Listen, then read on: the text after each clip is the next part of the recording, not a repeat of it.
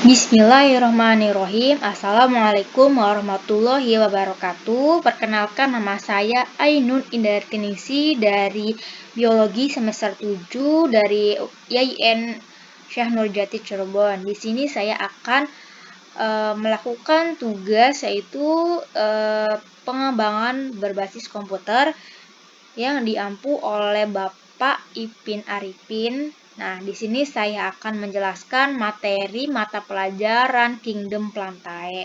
Langsung saja, untuk mempersingkat waktu, pada Kingdom Plantae ini terdapat banyak beragam dan klasifikasinya tentunya ya. Nah, dari Kingdom Plantae ini terdapat ciri-ciri umum nih, seperti bersel banyak, berklorofil, autotrof. Klorofil terdapat di dalam plastisida, kemudian yang bersifat eukariotik yang memiliki dinding sel yang tersusun dari selulosa. Kemudian umumnya memiliki akar, batang, dan daun. Dari Kingdom Plantae ini terdapat klasifikasi Plantae yang ada tumbuhan lumut disebut Bryophyta, kemudian tumbuhan paku disebut Pteridophyta, tumbuhan berbiji Spermatophyta. Nah, langsung saja akan membahas satu persatu dari klasifikasi tersebut nih. Dari pengelompokan tumbuhan ini yang berdasarkan cara perkembangbiakannya kepada yang pertama, Chromophyta berspora yang berkembang biakan Bryophyta dan Pteridophyta. Kemudian Chromatophyta berbiji pada Spermatophyta. Kemudian berdasarkan ada tidaknya jaringan pengikut. Nah, disebutnya pada Atracheophyta yang berada pada Bryophyta, kemudian Trichophyta yang berada pada Pteridophyta dan Spermatophyta. Nah, langsung pada tumbuhan lumut ini, pada klasifikasi tumbuhan lumut ini yang merupakan tumbuhan peralihan antara Talophyta dan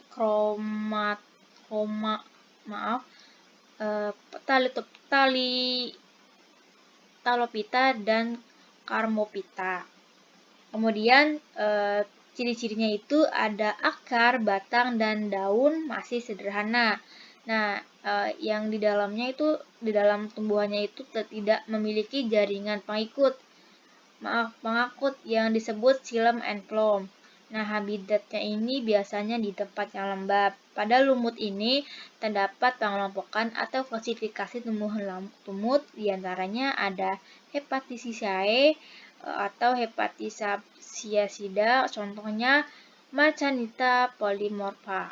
Kemudian ada Anthocerotaceae, contohnya seperti Anthoceros levis. Kemudian ada Musci Bryopsida, contohnya Sphagnum fibriatum. Nah, dari tumbuhan lumut ini, reproduksi tumbuhan lumut ini yaitu mengalami metagenesis atau pergiliran keturunan antara fase spermatofit dan fase gametofit.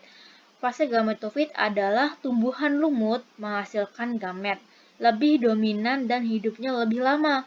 Kemudian tumbuhan lumut ini sel-selnya haploid sebab tumbuhan langsung dari spora. Pada fase saprofit ini adalah sporagonium yang menghasilkan spora yang hidupnya tidak lama. Pada sporagonium ini sel-selnya diploid sebab tumbuh dari zigot.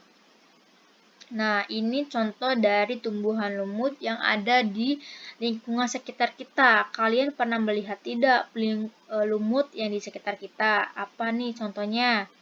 Nah, betul, contohnya itu di tembok-tembok atau di berbagai itu ya, tembok atau di benda-benda yang sudah tidak terpakai, itu yang bisa berlumut. Nah, itu contoh dari tumbuhan lumut.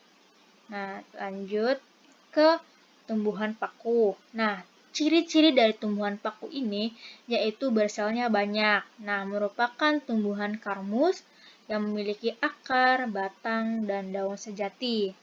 Nah, akar pada tumbuhan paku ini yaitu akarnya serabut, kemudian batangnya berbentuk rizoma. Daunnya itu beraneka ragam. Nah, macam daunnya itu ada trofil, saprofil, dan toposprofil. Nah, daun muda ini umumnya menggulung nih, contoh seperti ini nih. Daun mudanya menggulung dan memiliki jaringan pengangkut yang disebut xylem and phloem. Sama seperti tumbuhan lumut, yaitu habitatnya di tempat yang lembab. Habitat itu tempat tinggalnya di tempat yang lembab atau tumbuhnya di tempat yang lembab. Nah, pada tumbuhan paku ini terdapat pengelompokan atau klasifikasi dari tumbuhan paku. Nah, ada yang pertama ada Psilopitinae, ada 4 ya. Diingat-ingat ada 4 pengelompokan tumbuhan paku. Tadi ada berapa tumbuhan lumut pengelompokannya? Betul. Ada itu ya, ada berapa? Ada 3, betul. Nah, ada diingat-ingat nih, perlu kalian ingat-ingat lagi ya.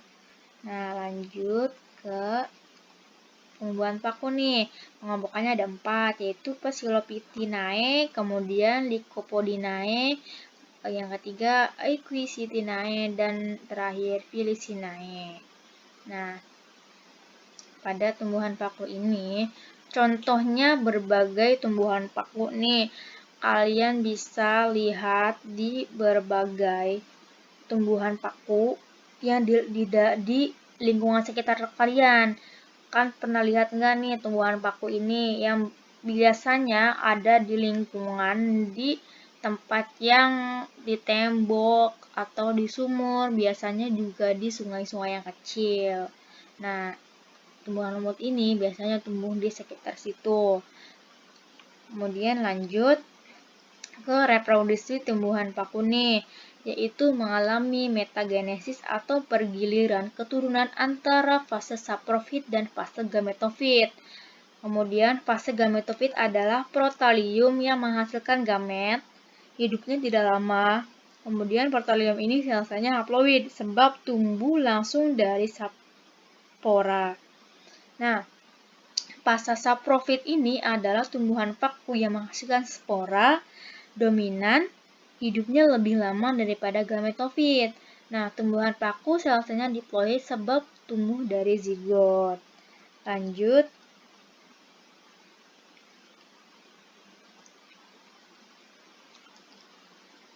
Lanjut ke tumbuhan berbiji. Klasifikasi dari tumbuhan berbiji apa itu? Betul, spermatopita. Nah, spermatopita atau tumbuhan berbiji ini merupakan tumbuhan kromos atau memiliki akar, batang, dan daun sejati yang menghasilkan biji sebagai alat reproduksi generatif yang berdasarkan letak bakal bijinya dibedakan menjadi 2 golongan, yaitu Gymnospermae, tumbuhan berbiji terbuka, dan Angiospermae, tumbuhan berbiji tertutup. Nah, di sini saya akan menjelaskan perbedaan antara Gymnospermae dan Angiosperma. Atau kalian bisa baca saja nanti ya di pembelajaran ini, karena waktunya tidak akan cukup. Nah, langsung ke contoh nih Gymnospermae. Nah, Gymnosperma ini banyak sekali contoh-contohnya ya di lingkungan sekitar Anda. Nah, ini contoh dari tumbuhan pakis haji.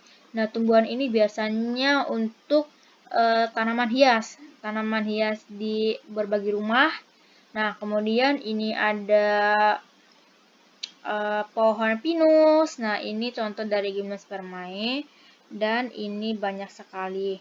Nah, Bu, kenapa tidak mencontohkan Angiospermae? Nah, Ibu akan memberikan tugas ke kalian ya, Angiospermae, yaitu contoh-contoh nanti kalian lihat di internet atau di referensi lainnya. Kemudian dari Angiospermae ini dibedakan menjadi 2 kelompok, yaitu monocotyledon dan dicotyledon.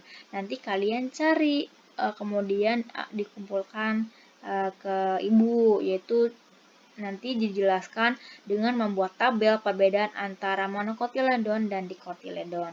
Terima kasih sudah mendengarkan dan menyimak video pembelajaran dari Ibu.